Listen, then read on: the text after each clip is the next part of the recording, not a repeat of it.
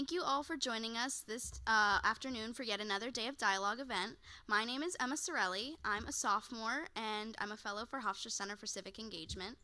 I'm Sneha Balaji Prabhu. I'm a senior, and I'm also a fellow for Hofstra Center for Civic Engagement. As you might have heard from earlier today, Day of Dialogue for the Center for Civic Engagement has become an annual tradition. Now, our first one was 16 years ago, and it remains a crucial component for CCE's programming to this day.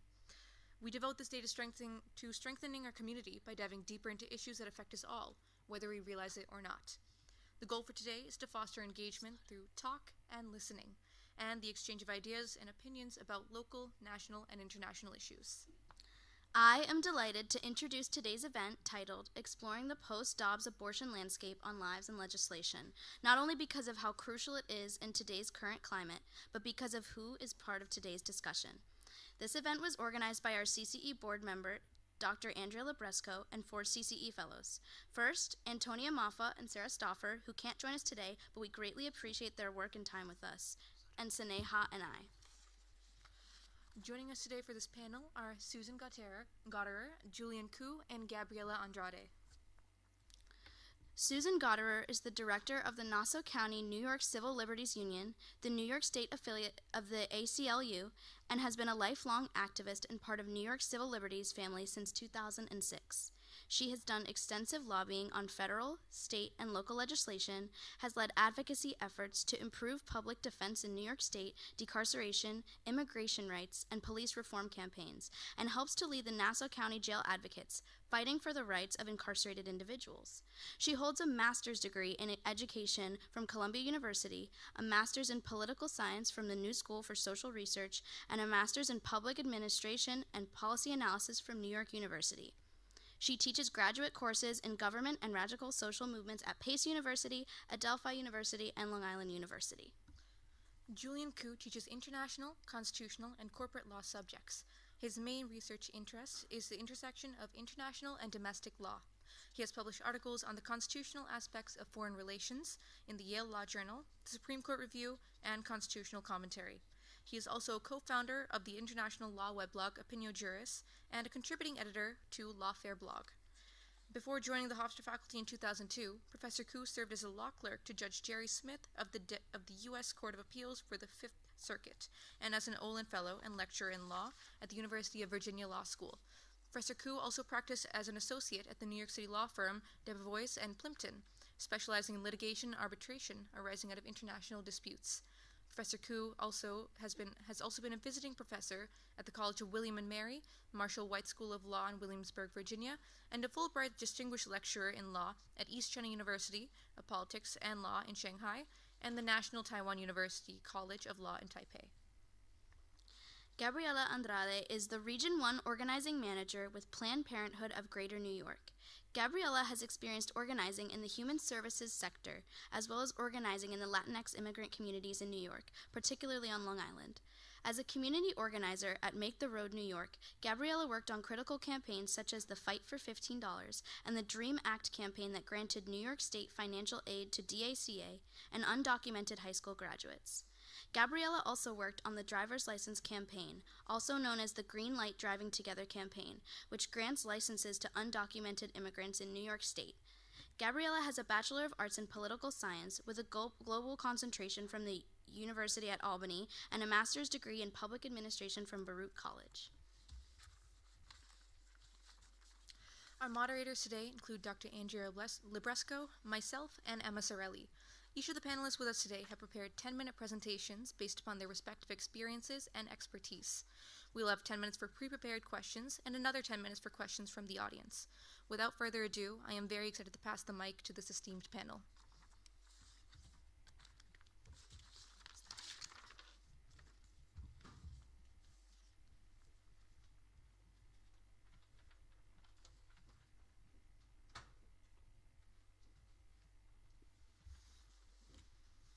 Okay, let me just make sure I have the...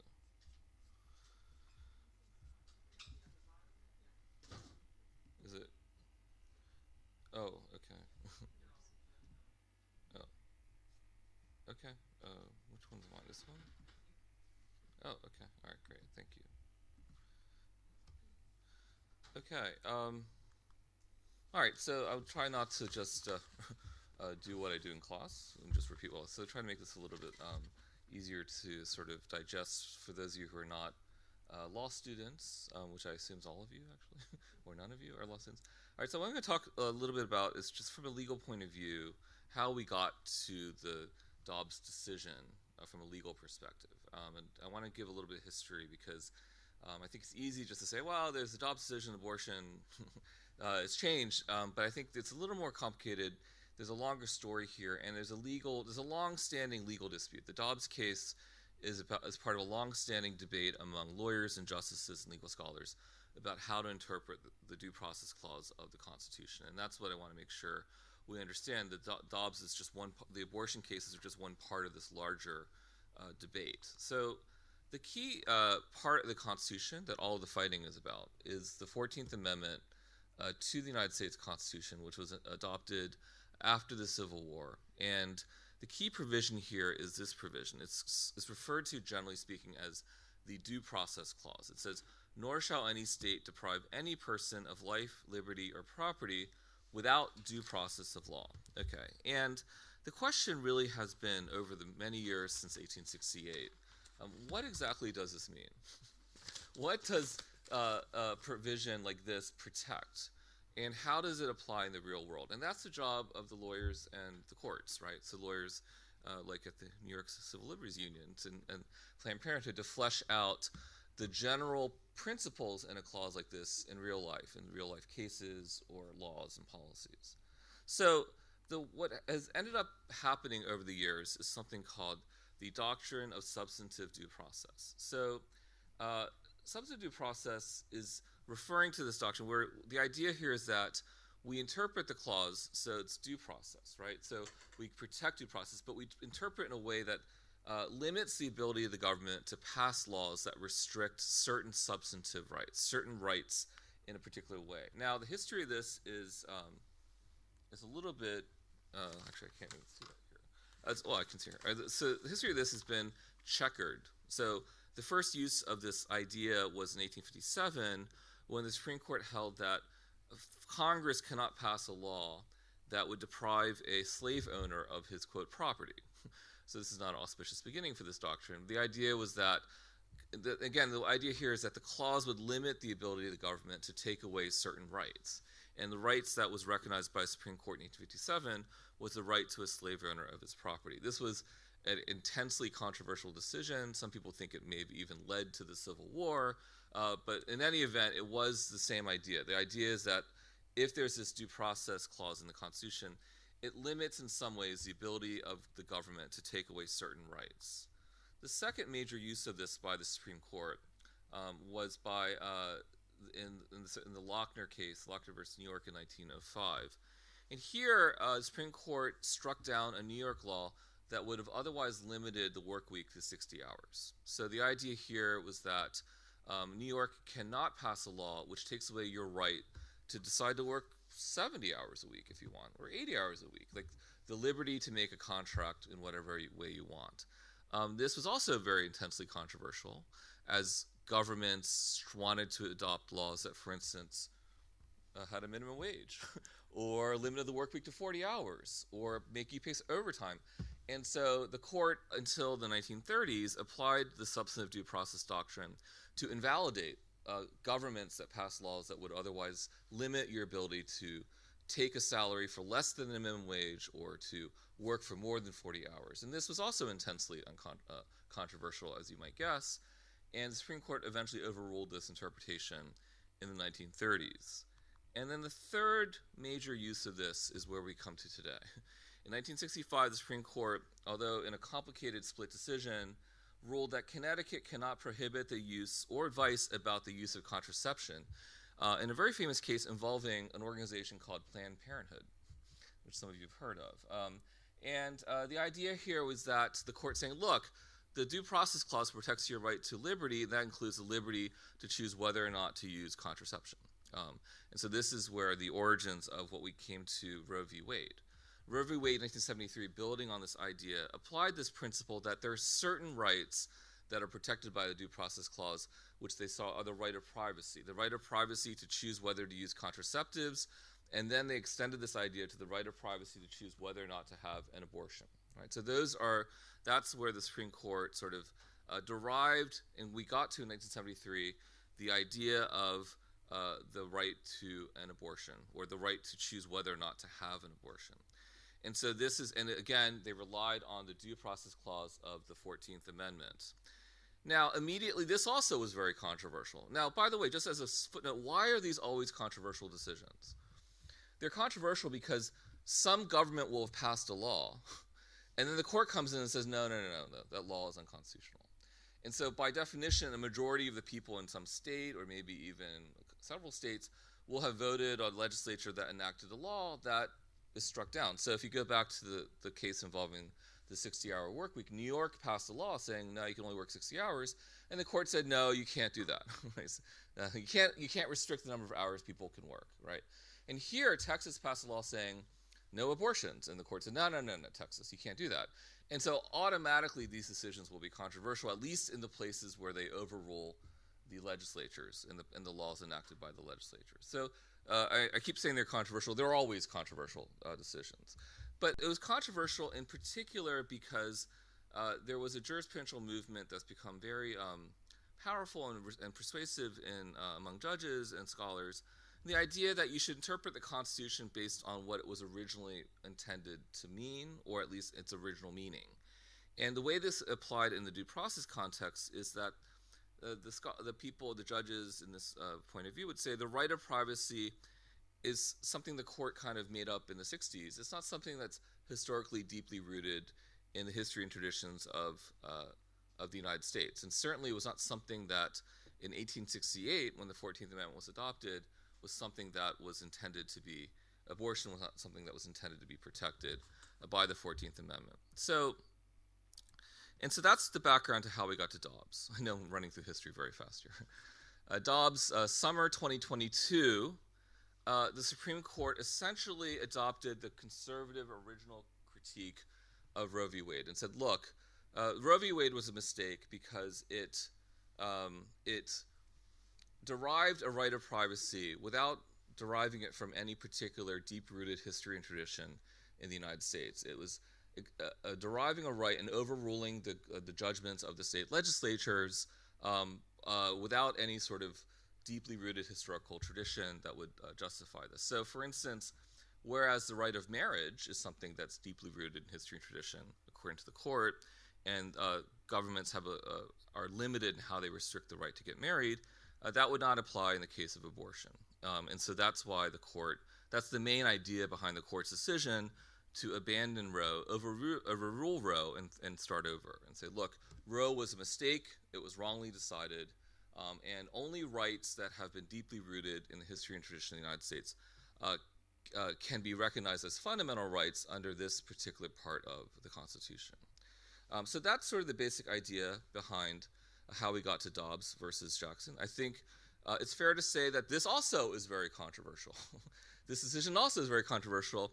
In this case, not so much because it's overruling the judgments of state legislatures, because it doesn't do that. What it does is, though, invalidate a protection that has been otherwise protected for 50 years, for almost 50 years, by federal courts and the U.S. Constitution. So now what the court has done is return the legal system to 1973 before the Roe decision. And so now the question of abortion, whether you can have an abortion after a certain amount of time, in what circumstances, under what conditions, is no longer a matter for the constitutional lawyers to argue about in the court, but it's a matter for people at the local level, the state and local governments, or maybe in Congress, to fight about through the political process. That's actually one of the arguments the court made in favor of its decision.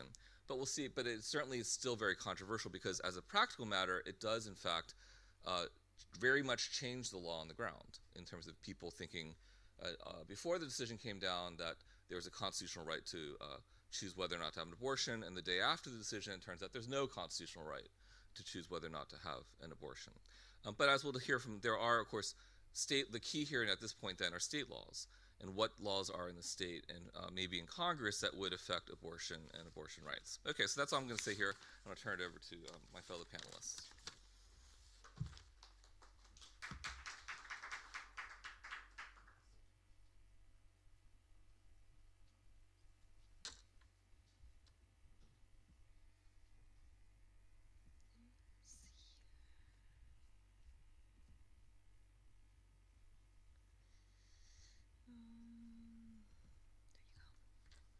Okay, thank you very much.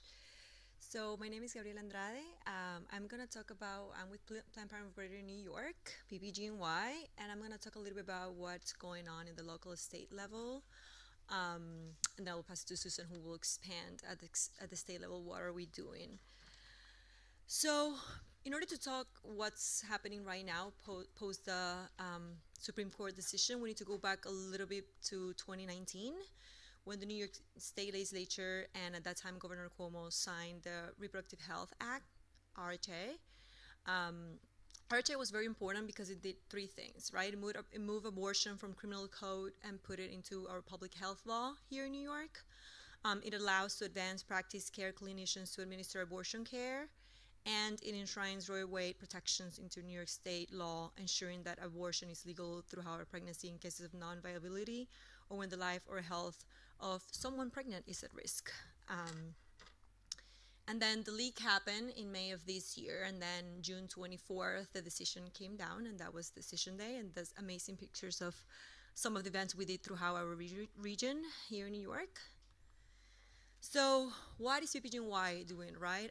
We're fighting back, and we're happy to be in a state that is serving as an access state, and access state means that abortion is legal here, and everybody from the country can come to this state. And we also, as a state, we're doing several things, and one of them is the Equal Rights Amendment that Susan will go over. And if this happens, we're most likely going to set precedent in the country. So, despite the decision, we want to make sure people know and the community knows that abortion is still legal. We've heard from community members thinking that abortion is not legal here in New York because of the court decision. So we have a lot of work still to do in our, particularly Black and Brown communities, LGBTQ communities, to make sure people know that abortion is still legal here in New York. We are a beacon of abortion rights in the country, and we have been committed to ensure that abortion care is accessible in the state. It's been legal since 1970, so since before Roe Wade, and it's still legal today, as I keep saying. I'm going to emphasize that a lot because, again, we're still hearing people in the community thinking that it's not legal here in New York to have an abortion. And even since before the court decision a couple months ago, people have been traveled to New York to get abortion because of the care and the access we have here. There are over 200 abortion providers here in New York State, so that's something cool to know. And then I'm not going to go over all the six legislation that passed here, the bills, but what I do want to say is that in June, the legislature and Governor Hochul signed this package of 6 bills that, if I want to summarize all of them, they protect patients, not only here in New York, but from everywhere, from other states, and they also protect providers, which is very important because I'm pretty sure you've heard other states saying that they're going to sue some providers if they practice abortion, but these 6 bills will cover a lot of those protections here in New York. Another thing that happened right after the leak in May was the Governor Hochul announced that the state will invest $35 million to support abortion providers. 25 million of those 35 will provide to expand the capacity of providers to ensure that individuals that come from other states have access here to abortion in New York. And the other 10 million was directly to support security at reproductive health centers for patients and providers. So that's what the state have done, but then what us PPG&Y have been doing, and I want to just take a couple minutes explaining what is PPG&Y. We cover 65% of the state, so we're dividing in 3 regions, Region 1, 2, and 3. Region 1, New York City, and here in Nassau County. Region 2, the Mid-Hudson Valley, but not Capital Region or Westchester County. and Region 3 is like the southern tier Finger Lakes part. It's not that we don't have Planned Parenthood in the other parts of the state. We do. Our sister affiliates, PPHP, Central Western New York, and other affiliates. But we as PPGNY, we cover those 3 regions. We were 5 former affiliates that merged right before the pandemic. So what we are doing as PPGNY, we have increased abortion appointment availability at all our 23 health centers by 20%.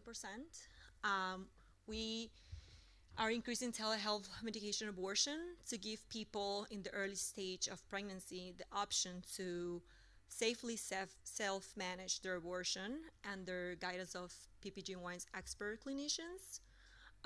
We also designated an abortion patient navigator to assist people who are coming from other states, particularly abortion hostile states like Mississippi, Texas, Oklahoma, among other states.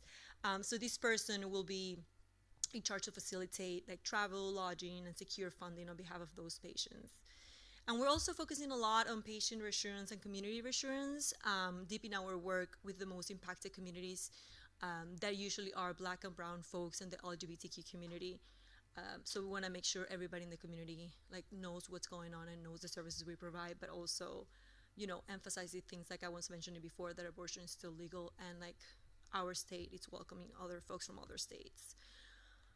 And then we're also getting ready right now. Budget season is around the corner.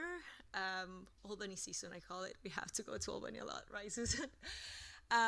So there we have a lot of priorities, but I wanted to mention 2, because the third one that is there, the Equal Rights Amendment, Susan's going to go over that one, but medication abortion will provide medication abortion in colleges, but we want to make sure it includes both private and public schools in New York. Right now, there are 2 bills. One of them, it's only for SUNY schools. The other one, I'm not 100% familiar, but I was talking to our GR team, government relations team, and we think eventually those 2 bills are going to merge and become one. But something we want to make sure is that whatever bill is the one that we're all going to support as Planned Parenthood and with our partners is that it includes private schools as well, not only SUNY and CUNY schools, because we know this is important for all folks in both public and private. Barnard College from Columbia, they passed this. Some people say it's the whole Columbia. Somebody else says only Barnard College. I'm not 100% familiar. However, that's a great example of like all the work we need to do, and like we are here in Hofstra, so I wanted to mention to all of you so you know, and you know, we can work together in the future to push this. And also another one that we wanted to mention to all of you that is very important, it's comprehensive sex education. We've been pushing for this for several years. I know NACL has also been involved. We want to make sure that all New York youth have access to medically accurate and age-appropriate, inclusive, and comprehensive sex education. It's been years, like I just said a couple minutes ago, and we need, you know, everybody's support to make sure this passes, hopefully next year. And again, the Equal Rights Amendment, that will be a change in an amendment in our Constitution, and that will be like Susan, the expert, will talk about it. But it's very cool and interesting. So we both, NACLU and PPGNY, and other partners were working on these, and we really need support from everybody to make sure this amendment happens. Right before I go, I'm almost done, but I want to make sure that I share also some local work besides the state work. So I'm gonna focus more on, like, you can see other things that we're doing also in Hudson Valley and the southern tier, but I want to mention New York City and Nassau County, particularly Nassau County because we're here. But in New York City, the largest municipal funding to abortion funds has happened there, like local reproductive rights bills. So like New York City, it's working on it. They're pushing very hard, and they have this amazing funding. And then here in Nassau County, there are several towns that have repealed anti-abortion town codes. These are very old town codes that we found out that were part of several of like town laws and codes. The first one we did a big push, and then it was like a very cool domino effect with other towns. But the first one was the town of North Hempstead. This code said that like the town of North Hempstead could not have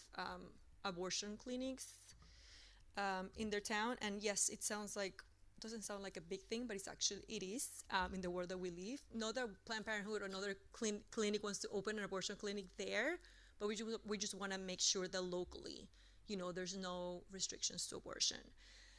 And yeah, I just wanted to before I go, make sure you know about voter engagement opportunities we have. Midterm elections are here around the corner. You can let me know if you want to get involved with us about that. And we have a big lobby day coming up in January 24th. It's our day of action. We're going to Albany. It's a whole day commitment, but it's worth it. We're going to cool bus together to do some lobby and press conference. And my colleague Morgan and I were here in New York City and Nassau County. We're also hiring some of those positions we're hiring. And here, social media. I think a lot of you are probably very involved in social media, so I wanted to share that, and that's all. Thank you. Yes. Of course.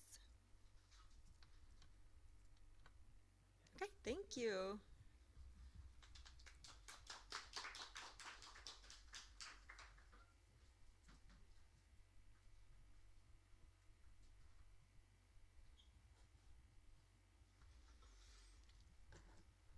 Hi, everybody. My name is Susan Gottehrer. I'm the director of the Nassau County, New York Civil Liberties Union. Let me get my...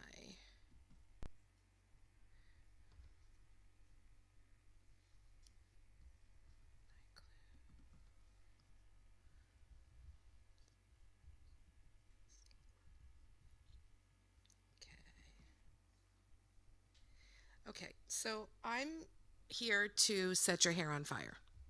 So take out your matches and set your hair on fire, okay? This is going to be a combination of, I'm really going to teach you about what's now called the Equal Rights Amendment, but it's a New York State level Equal Rights Amendment. So I'm going to give you some background on the federal and on the abortion fight and how all of this sort of came together. And we are going to need your help. All the things that Gabriela just showed you, those are all New York State battles. And it's it's to create a bulwark against what's going on in the rest of the country. I'm not going to publicly shame, because I was going to say raise your hand if you are registered to vote. I won't do that. But if the New York State legislature turns over, we could be Texas. So that's the hair on fire component of this. Okay. So I will move forward. I will also mark the time.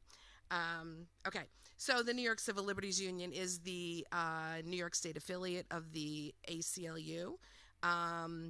We have about 250,000 members across New York State, and we have offices in Suffolk, Nassau, the Hudson Valley, Capital Region, Syracuse, Rochester, and Buffalo. And New York City is our central office. The way we do our work is that the New York City office takes care of the New York City Council and all the New York City agencies, including the NYPD, and all of us out here in the regional offices really look at the local level government agencies, and we also engage in the statewide legislative battles up in Albany. We do litigation, impact litigation, meaning we bring lawsuits that will make changes in the law.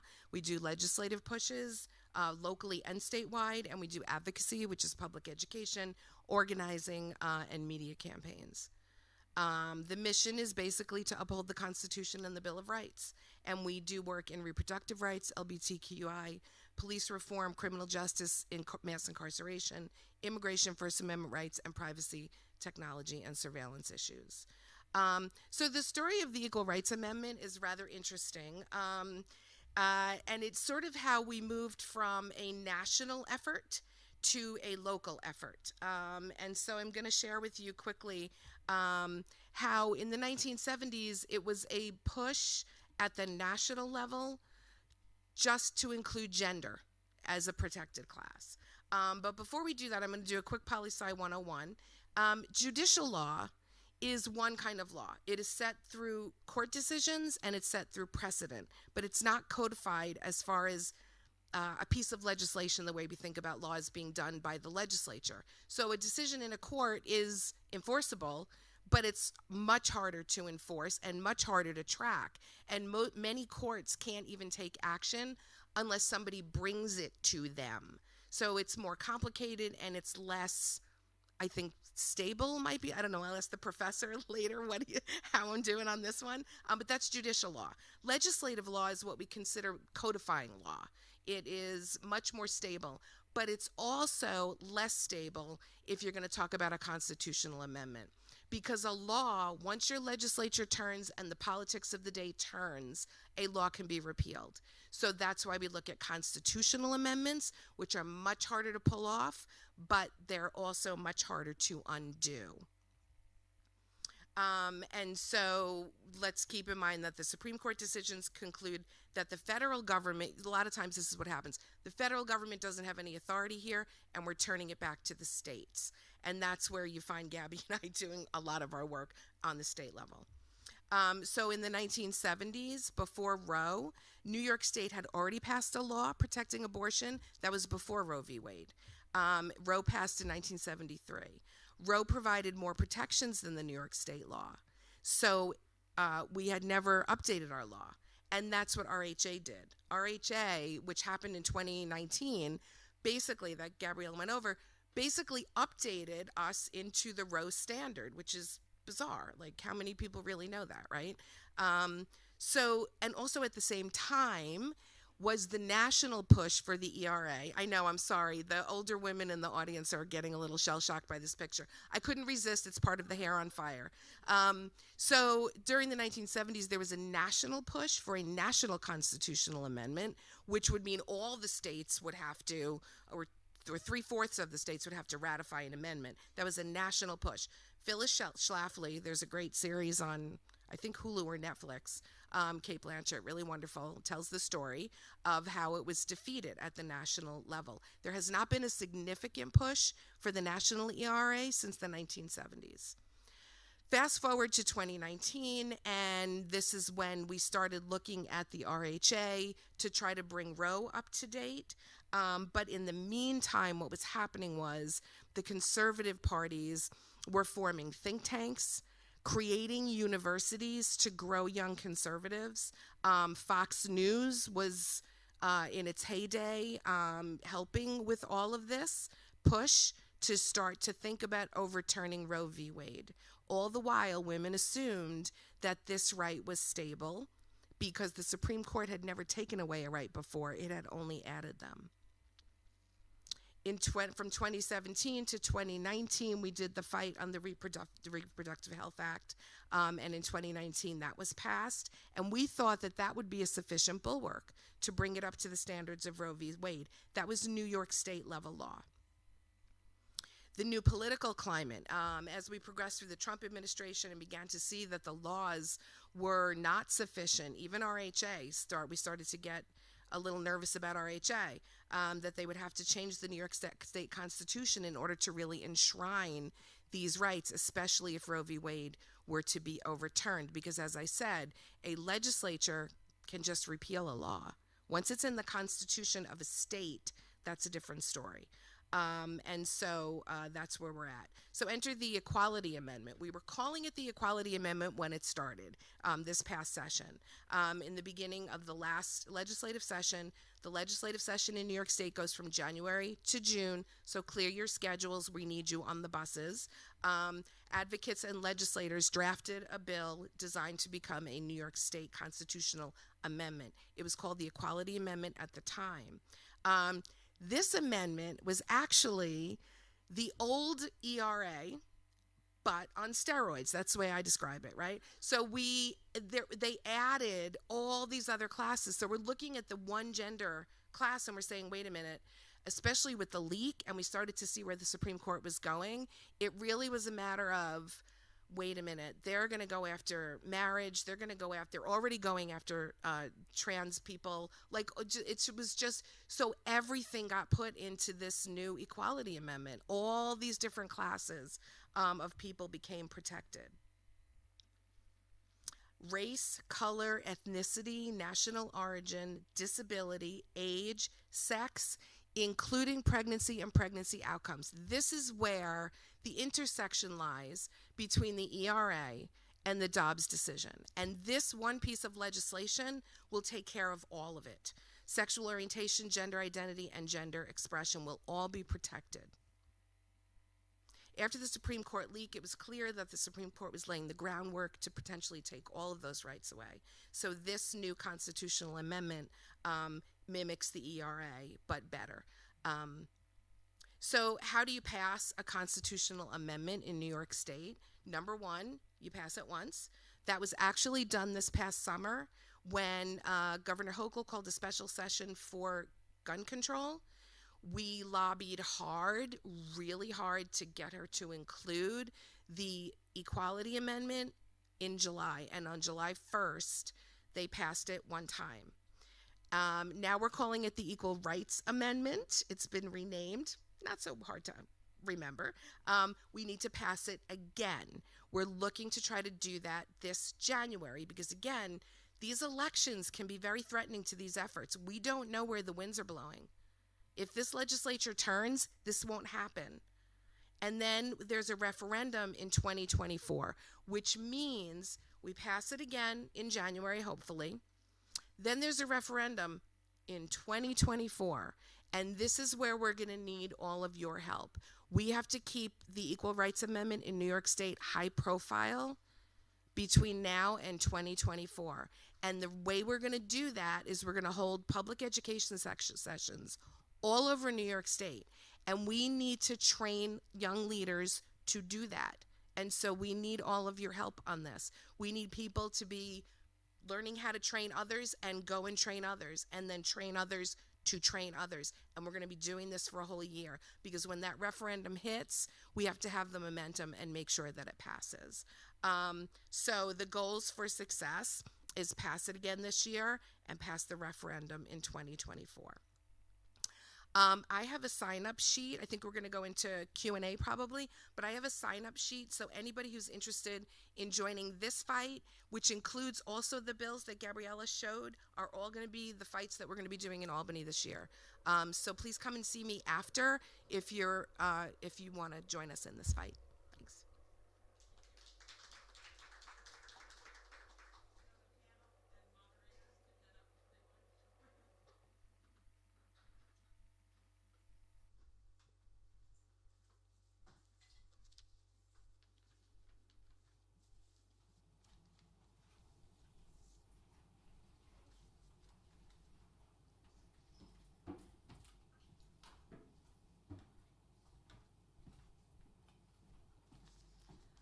Give another round of applause for our wonderful presenters. Thank you so much. And I have just a couple of questions for you guys, then we're going to move into general questions from the audience.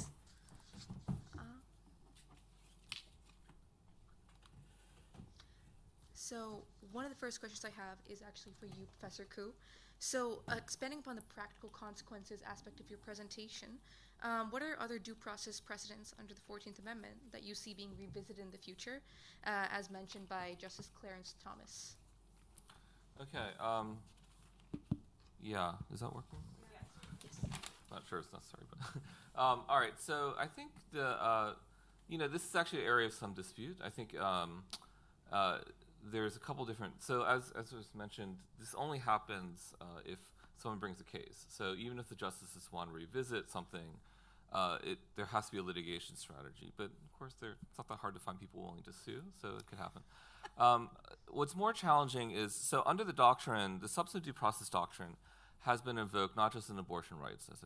The other one, whereas probably important, is in the area of contraception or access to contraception, although there are some other grounds you could sustain that holding. But the one that has drawn the most attention is a case called Lawrence v. Texas. Lawrence v. Texas was a decision in 2003 which invalidated laws that criminalized homosexual sodomy. And so this is sort of an important case for establishing the rights to engage in intimate associations, as the court called it, without any government interference. That case sort of rested on the due process clause.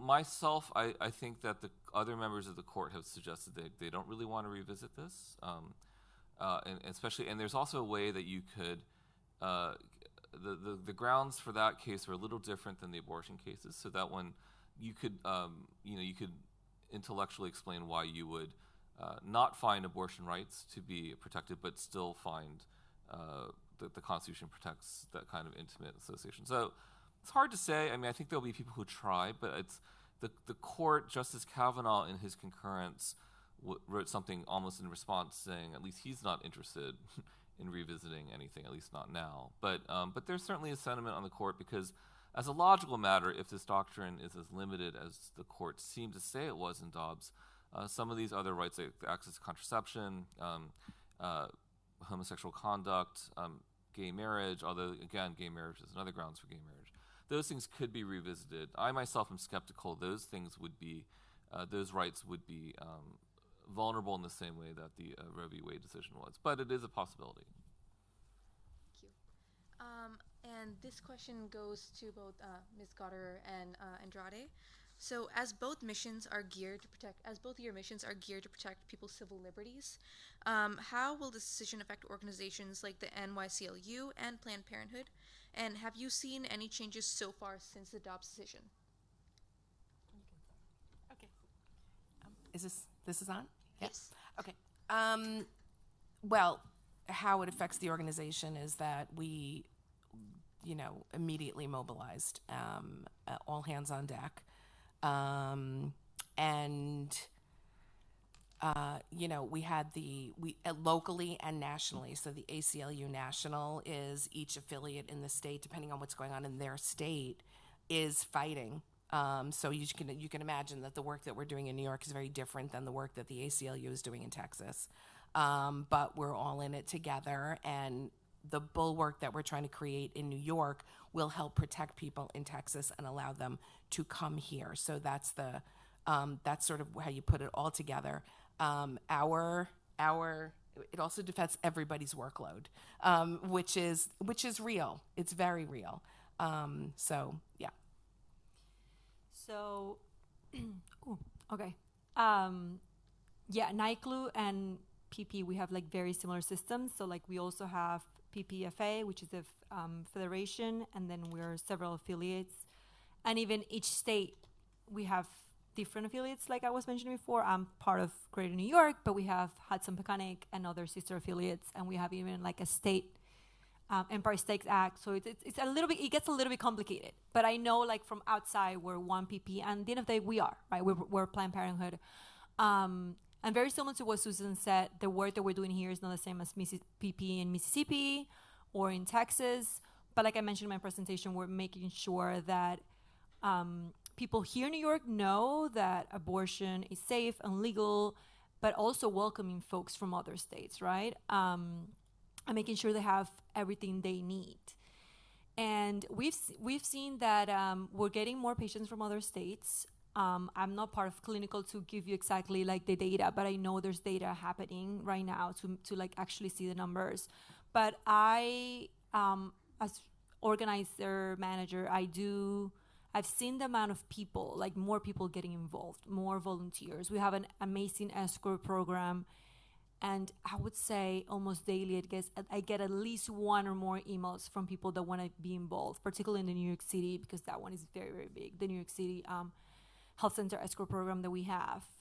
So yeah, like people, not that we didn't have a lot of volunteers before, people that wanted to get involved, but I feel like since the decision, like it has triggered something to people to even be more involved than before.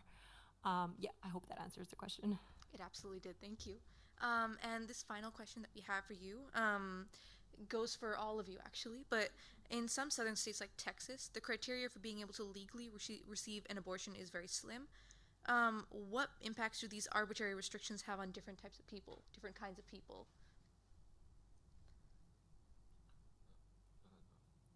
Well, there is disparate impact as far as the burdens for travel, the burdens for wait times, This has been going on forever, even before Roe was overturned. Each state was sort of putting in restrictions and saying, well, you have to go to counseling and then wait 24 hours and then come back, and that alone also is also a burden. And then the drive time into another state, people have to take off work, people have to have the transportation.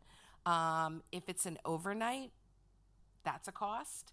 All of these things are costs, and it will impact poor people first, and communities of color first. And that is part of the issue. We had wanted a disparate impact piece in the ERA in New York State. It was taken out. We will be fighting for that after this one fight. We'll be fighting for that as well. But that's a great question because that's very real.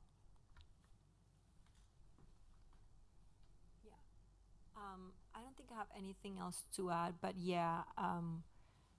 we do know, and we've seen that like the communities that get affected the most, like Susan said, poor communities, communities of color, which includes the immigrant community, right? Undocumented communities, LGBTQ communities. Those are the folks that usually get affected the most. That have been affected by these laws, but with now after the decision, it's getting worse. It's so, and in Texas, it's just wild. That's all I can say. Yeah. We're going to open up the floor for general audience questions. So whoever has a question, please head over to the mic over there.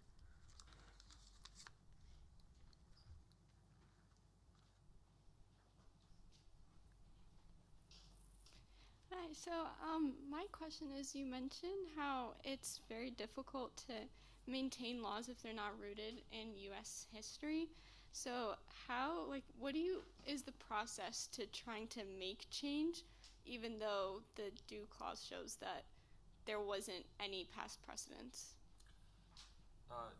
So it's a great question. I think that, I think that there's, in U.S. history, there was a period, what we call sort of the ACLU is part of this, where litigation, going to court, suing as part of a strategy to use the court as a way to advance social change. So, and one of the vehicles was to go to court and bring cases under the Due Process Clause to protect abortion rights, but also gay rights or, women's rights and other areas. And so the Due Process Clause has been an important area of law for developing those rights. And what the court has done, and this is why it is significant, is that, and this is the majority of the current court's philosophy, has always been, the critics of this have always been that it should be part of the political process. In other words, if you could advance change, instead of just going to the court to sue, you can pass laws in the legislature. You can pass amendments to the state constitution. You can even seek to amend the United States Constitution. Now, and those are things that people might do in addition to suing under the Due Process Clause. But what the court has done is at least make it harder to bring cases to pursue the litigation first strategy. So I think if social change therefore is being kind of redirected, at least by the current court, toward the political process. And so we saw examples of that today. So if the court would say, well, if you want change, vote for a legislature, vote for the constitutional amendment to your state, or even vote to amend the U.S. Constitution. And that's, I think, where I think a lot of the energy is going to be heading in the future. And so I think, as a lawyer, as a law professor, it makes law school less exciting, in the sense that, therefore, the lawyers don't have as much power to change through litigation. It becomes more of a political process. It becomes activists, legislators. The election next November 8th will make a difference. For the first time in many years, it will make a difference on abortion rights in the state of New York, who gets elected, right? And maybe that will change the way people vote, maybe it won't, but that the political process becomes more important on these issues. I just want to add to that. That's a great question, and it's a tricky question, because should the Constitution and the Bill of Rights be subjected to the political winds, right? These are rights that have been enshrined. I don't think we can disentangle the political winds from the documents. I mean, if you look at Brown versus Board of Education, that decision was an overturning of the Plessy decision 100 years prior. So we are always going to be subject to the political whims. The question is, how much should we be if we're talking about values that are enshrined in foundational documents? So I think that's the trick, and that's the problem, and that's what we're all grappling with. There's a long history here of society evolving in a certain way, backlash, but the court keeping up and then not keeping up and rescinding. So it's a really great question. It's something we all need to think about. And when we talk about social movements, we have to be a part of it in order to vote our values, vote your values, but make sure that you're voting. I guess I'm going to sound like a broken record today on the voting, but yeah. All right, thank you. Hello. So my question's about the Equal Rights Amendment. I know you mentioned that in the 70s there was a large push before, Phyllis Schlafly was one of the people who helped put it to a stop. So my question is, why is there such, hesitation or not much of a push now to ensure that the Equal Rights Amendment is passed? Because we don't see much activity now as we did in the 70s. Well, the 70s was a national movement for a national Equal Rights Amendment, and so it was very high profile. Each state was trying to ratify it or not. So it was a national movement. Phyllis Schlafly was hooked into the national political scene. This right now is just in New York State. And so we hope to make it as high profile as it was at the national level in New York State. That's what our hope is. That's what we need to do. I'm not sure why nationally. I mean, we could look at the politics of the day and look at the country. The Equal Rights Amendment, protecting a gender class is not going to go over right now in certain parts of the country. It just isn't. And that's why we, are looking to New York State, our state, to at least give us some security on some of these issues. Can I just add something, though? One of the other reasons why the Equal Rights Amendment, so first of all, just as a point, to pass an amendment to the federal U.S. Constitution, you need to have 2/3 of each House of Congress plus 3/4 of the states, which is much harder than what it takes to pass a state constitutional amendment. And 3/4 of the states, I think they only fell short by one state, so they're really close, right? They could have, it was like it was one house of one. It was just really close, right? But the other thing, one other reason why the pressure, I think, fell off is because the Supreme Court itself started interpreting the Equal Protection Clause of the U.S. Constitution in a way that did protect against certain kinds of gender discrimination. And so some of the pressure for the Equal Rights Amendment was taken off because the court, without an amendment, was still protecting against certain kinds of gender discrimination. The famous case in this front is United States versus Virginia, when the Supreme Court held that the Constitution required Virginia to allow women into the Virginia Military Institute, which had previously been an all-male university. And the other big change, I think, which is on the agenda, is the female draft. So I think it's quite likely that under the current interpretation of the Equal Protection Clause, that women can no longer be excluded from the draft. That I think there'll be a push to require both men and women to register for the draft, so that if there is a draft, both men and women will be eligible to be drafted. This would be a big change. It is, in fact, one of the reasons why Phyllis Schlafly argued against the Equal Rights Amendment. There's a bill before Congress right now which would require women to register for the draft. And so I think, in other words, so there's continues to be changes on the within the court and in jurisprudence, even though we don't have the amendment to the Equal Rights Amendment. And that's probably one of the reasons why there's not the same kind of energy behind a national amendment as well. All right, thank you.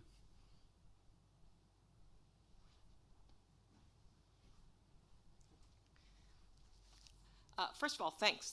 Excellent. And you all complimented each other well, so I appreciate that. I have several questions, but I'm only going to ask one and then see if other people want to come up. But if they don't, I have more questions I'm curious about. And I had to sort of prioritize and decide what I'm most curious about. And here's the one, I think. And I guess this is for Julian. So, because New York State has passed something recently that allows us to help people from other states, that feels like we're fine for a while. However, my question is, what if the House and the Senate go Republican, and then in 2024, the presidency goes Republican? Is it the case that the national government could really overrule what New York State has passed, and we'd have sort of a fugitive slave law situation, right, where there's a national law preventing New Yorkers and other states, presumably, from helping people from other states? Okay, that's a good question. It's very good. All right, so first of all, I think there would be, there's a couple things going on. So one, you could imagine a Republican Congress and president passing a law that would ban abortions in some way. Or maybe, in fact, there's currently a bill before Congress introduced by some Republicans, I believe, to ban abortions after 15 weeks, right? And so that would actually go further than what you said. It would not just prevent New York from helping people from out of state. It would prevent people from New York from getting abortions after 15 weeks. It would override any state laws. It would override even amendment to the state constitution. So that's a federal law. Article 6, the Supremacy Clause. Right, the rights. The federal constitution and federal law always override state law, except in some cases. And here's the case where, the defense would be that federal law should not be allowed to regulate abortion. And that there are certain limits to the federal power, and abortion is something that should be left to the states. And I think that there's a good constitutional argument for this. There have been some cases which have suggested the federal government cannot regulate, individual health. It's not so much as a question of individual rights, but the question of state control, state and local control. And so I think if there was a law passed by Congress that would ban abortions on a nationwide basis, I think there would be some heavy litigation, and it would, I think, be vulnerable to constitutional challenges exceeding the power of the federal government. So that's a possibility. But having said that, maybe the court upholds it. I think that there is now there's also a smaller version of what you said, which is imagine the Congress only passes a law that limits the ability of states to help people from other states, and I think that's a more politically likely possibility. That one, I think Congress does have a lot of authority because it does have control over interstate commerce and interstate travel, and that has never really been seriously questioned. And so Congress does have the power to regulate interstate travel, but it's still hard. I think might be some arguments that there's some rights to travel and you can't restrict them for these reasons.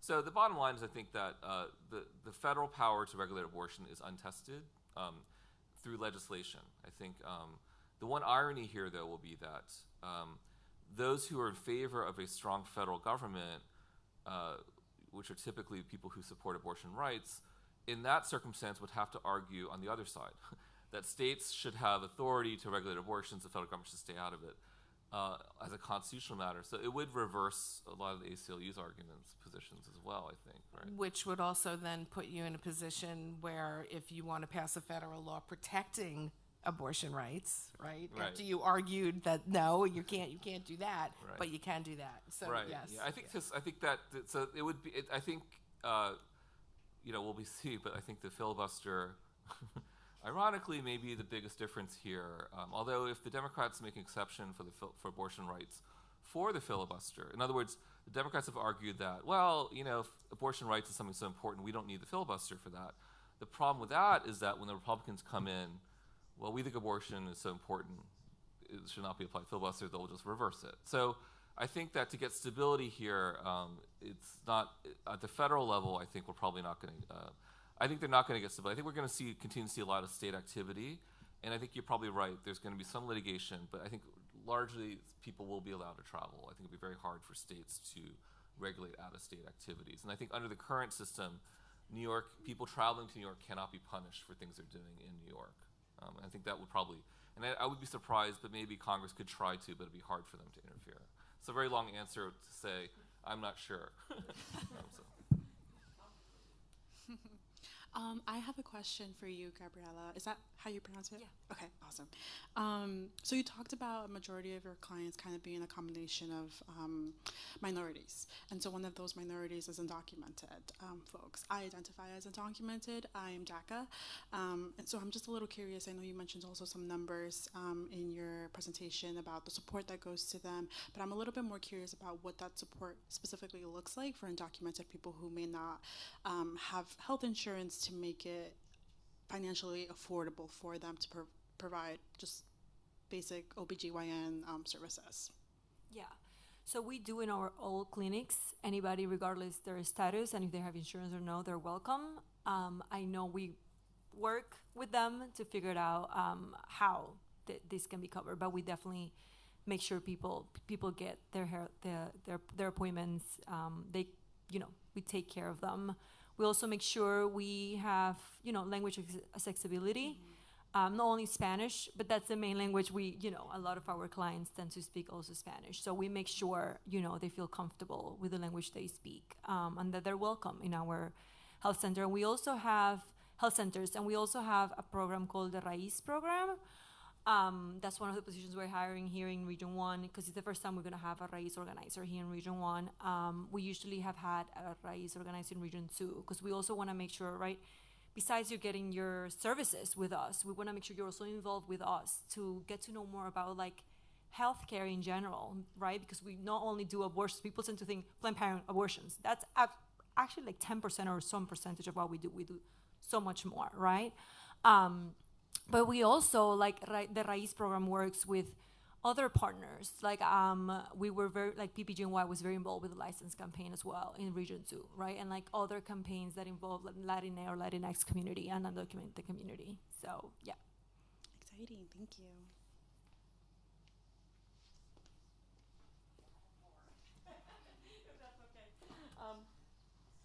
I have one more sort of politically constitutional kind of question, and then I have some activism questions. But again, if anybody has any other questions, I'll let them in, of course.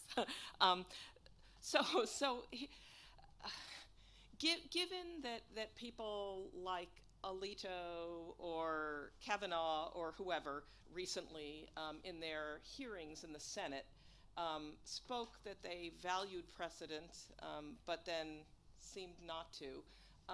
My question is there any point in the Senate hearings anymore, the Senate confirmation hearings, or are they just a kind of kabuki exercise at this point that is better left untouched? And I'm not asking that cynically, I mean it. Is there a point to those anymore, or do people just really not? I don't want to say lie. I mean, it's not a lie to say precedent's important, right? I mean, but the only person who it seemed recently to me was pretty honest was Amy Coney Barrett, who didn't call Roe a super precedent. I mean, she was really clear about that. But everybody else called it a super precedent. It would take a lot to toss it, knowing all the while they were planning to toss it. So that's my. I guess is that for me or you can. I have also, but you can.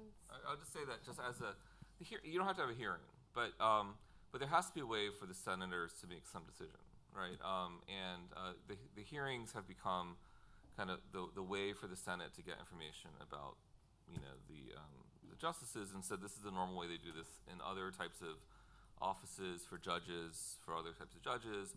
So it would be unusual for them not to do that for Supreme Court justices, since they do it for every other office, including assistant secretary of really small office in the federal government, right? So that would be odd if they just said, oh, but for Supreme Court justice, we're not going to do a hearing. Now, having said that, I think that what judges can say in their hearings is very limited, because the one thing they're not supposed to say is, this is how I will rule on this case if it comes before me. Because if they do, then they have to recuse themselves under that case. And so it does become odd. It's a little bit, it does become very difficult to, whatever the form is, whether it's a hearing or written questionnaire or some sort of, interview session, they're not going to say anything because otherwise they have to recuse themselves. And so I think there is some limit to how valuable it is for assessing judges. That's why I think they should spend most of their time talking about their qualifications, because their substantive views on the law are going to be very, very general and non-committal. If they did say things like, I would never overturn Roe v. Wade ever, really that would actually be a problem on the other side, because then I think you could challenge that judge if there was a case brought. So I think that's why it becomes very frustrating when you go to these hearings, because in general, judges are terrible people to talk to about the most interesting thing they have to say. Like, we invite judges to law school to give speeches, and it's great, except they have nothing they can say about the most interesting things they do, which is make decisions. They're not allowed to talk about that. So they talk about something else, but that's great, but they're not actually that very interesting on those other subjects usually, right? So we have them come, like we've had the Supreme Court justices come, we had, and they talk about their life and how great they are, and it's great, but that's not why I want to talk to you, right? But that's true for all judges. So I think that's where we are. I don't know, I think we're always going to be left disappointed by the hearing process. Yeah, and I also just want to add, I think the best judges, first of all, you're talking about litmus tests, right? Do we think that's a good idea, right, for the Senate everybody wants to know, right? Or especially in the case of Roe v. Wade, that's been going on for years. But you never know what clause of the Constitution the case is being crafted around to try to get to a certain decision. So there are choices that are made by the organizations and attorneys that bring suits. They craft them carefully so that if they get to the Supreme Court, they might turn on the Commerce Clause. God help everybody look up the Commerce Clause and the history of the Commerce Clause. It's the reason why the federal government can always get involved, right? It's like the Commerce Clause is crazy, and the history of it with the Supreme Court. But smart attorneys and organizations actually craft the lawsuits hinging on a certain way depending on the makeup of the court. So when they sit in front of the Senate, the best case scenario, I think, for the Senate Judiciary Committee is to look at the scholarship, look at the past decisions, listen to what they're saying, try to figure out how much you're trying to back them into a corner to give you a definitive answer on something. And the Supreme Court justices that will surprise you, I think, are the best ones, because they're looking at each individual case and individually applying the law to the particularities of that case, which is kind of the definition of what a judge should be doing, right? A judge should not be political. A judge should not be deciding cases on their own belief systems.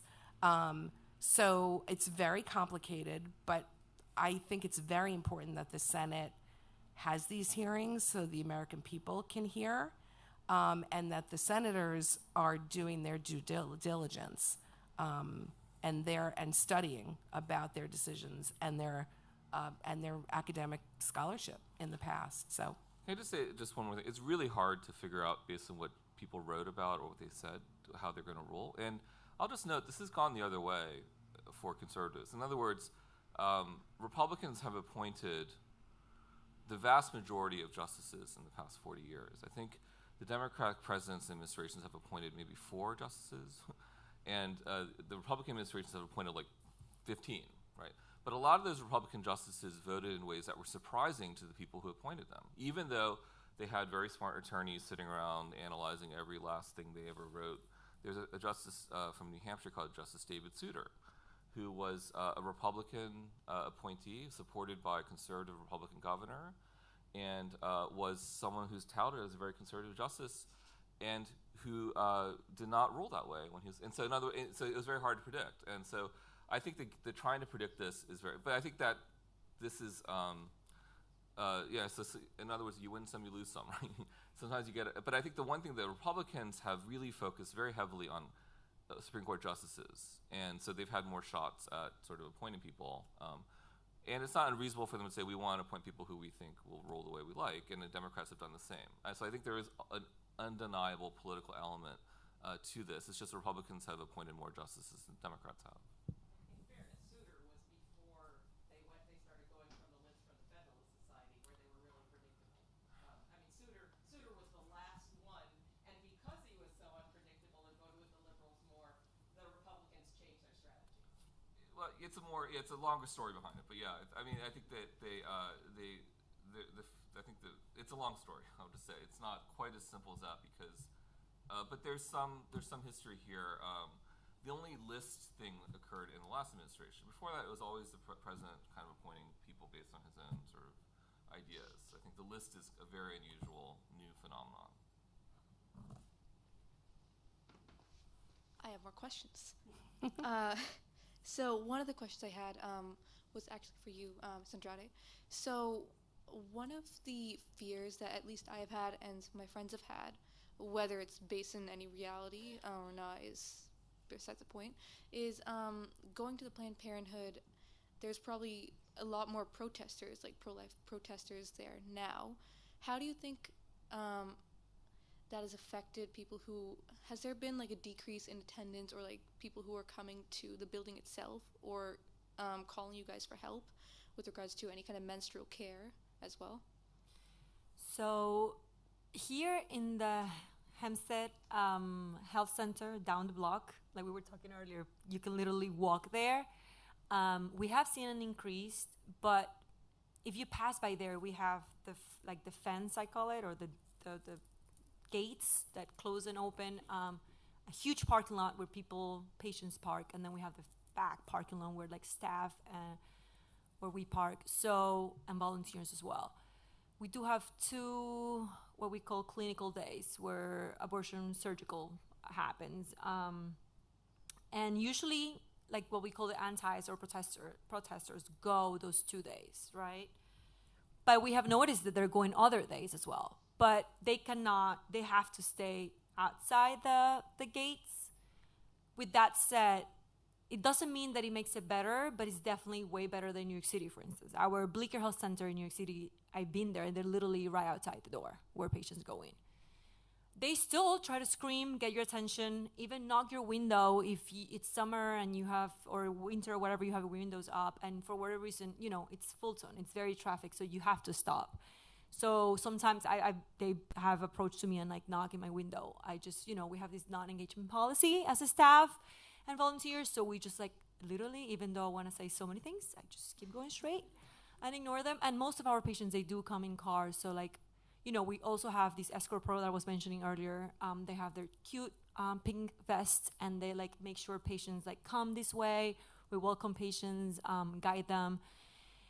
But patients who are walking, right? Because not everybody drives. I do think they can be intense, but again, we have the escort program to guide our patients. And in New York City, though, our Bleecker Health Center, we noticed that people tend to leave not only because of protesters sometimes, but we have the counter protesters. So other organizations that are actually in our side, but their priority is not patients like our priority. Their priority is like be the counter protesters of these protesters. Like we don't want them. We want to be louder, and we're actually having conversations with them because we want to tell them no. Our patients actually kind of like get afraid, but also like it's too much to see too many people. When I'm just gonna go get healthcare, some people just leave. So we're having conversations to make sure these counter protesters who are supposed to be our partners, they just leave the protesters. So they have their right, to fight, to like scream, do whatever they want, with their limits, of course. And we have security as well to make sure, and the escort program there. And over there, it runs more days than here, and we have something very good to have. Like it's a good kind of problem to have that we have so many volunteers in New York City. So we actually have an on-call list of escorts there. But the summary is that yes, we've seen an increase of protesters. People leaving, not necessarily, but again, it depends in New York City because of these counter-protesters, some people, and there's data going on that clinical staff like have and are working on. Thank you. I have 2 more questions, and I think that'll be the end, yes. So another question I had was, do you guys think that the originalist view of the United States Constitution has any protection of women's bodily autonomy? And I guess another question I had was, well, the court is an incredibly political institution. How do you think the court's decision-making will become more political, if at all, with regards to all these decisions it's made so far?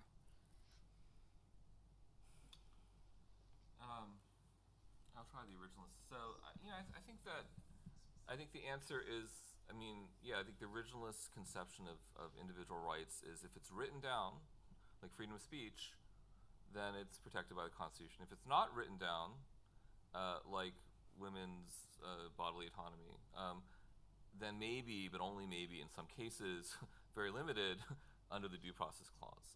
And so I think that the Due Process Clause is understood as kind of a catch-all, like stuff that we didn't get around to writing down specifically, like guns and speech and religion. There's some generalized protection, but how much and beyond that is, I think, it's hard to say. I think abortion is a specific case, but there are some other areas. I think sexual autonomy, sexual liberty. One issue that I've been kicking around with my students' hypotheticals is sex work. So, is there a right to sex work? Is prostitution something that exceeds the power of the government, or at least in some cases?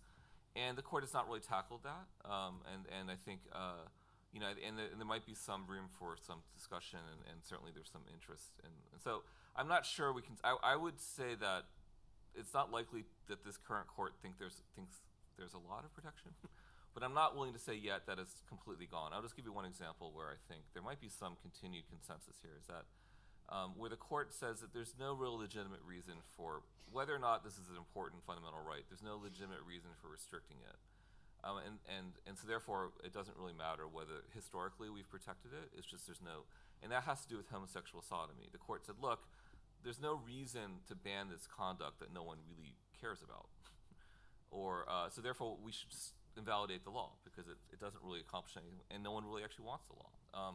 And so you can imagine that those types of things would be maintained, I think, even under a originalist-leaning court. So I don't know if you disagree with that. Yeah, it's bewildering how these decisions are being made sometimes. First of all, the word privacy is not in the Constitution. I don't know how many people know that. So when I think it was the Griswold decision, I can't remember exactly, but also, by the way, I'm not an attorney. I don't know if people know It was that. Griswold, yes. It was Griswold, where they talked about the penumbra, the ghost of the idea of privacy. So the penumbra, there's this, it's in the Constitution, but it's not mentioned in the Constitution. So when you say originalism, that's very frightening, right? Because the word privacy is not in there. Also, all the advances that we've made, how do we then extrapolate into the things that were not written into the Constitution? How are those decisions made? So, originalism is problematic because it's people, it's judges taking a look at the founding documents, the Federalist Papers, all of those documents, trying to figure out what it was that they intended. Privacy, the idea of privacy is located in the 8th and the 5th and the 10th, I think. Is that right? They did, but that was the court never had a full agreement. So that's why I think Right. the right way to think about this is just the 14th Amendment Due Process Clause. Right. So all of this now is just the one Due Process Clause, and what does it mean? And that's why I think there's a lot of fighting about what that means. But I think the answer is not a lot. And it never, but I think the answer is also, it has never meant a lot, I think. Because it's always been controversial because, as we said, it doesn't say anything specifically about, it doesn't say privacy, it doesn't say abortion rights, it doesn't say women's bodily autonomy, it just says due process. And so it has been an imperfect legal vehicle for protecting women's rights, or protecting that. Right. Also, the other piece of this is the enumerated clause, the enumerated list. If you look at the Constitution in Article 1, the enumerated list is like a page and a half of specifically listed powers. So if the courts are going to decide on that list, then the federal government has the right to postal routes, roads. It's a very specific list. And so if the case is going to be decided on that basis versus what are the state's rights, right, that's a whole different ballgame of how do you interpret and what are you interpreting, which is why they usually go to the Commerce Clause. So I'll just encourage you to go to law school and take a class called Constitutional Law. I teach it every Mondays and Wednesdays from 8:30 to 10. You're welcome to. I want to reinforce that. I took that in college, constitutional law, and it was the best class I took. It was, Yep. it was fabulous. I want to thank three groups of people. Obviously, our presenters, but not just for presenting.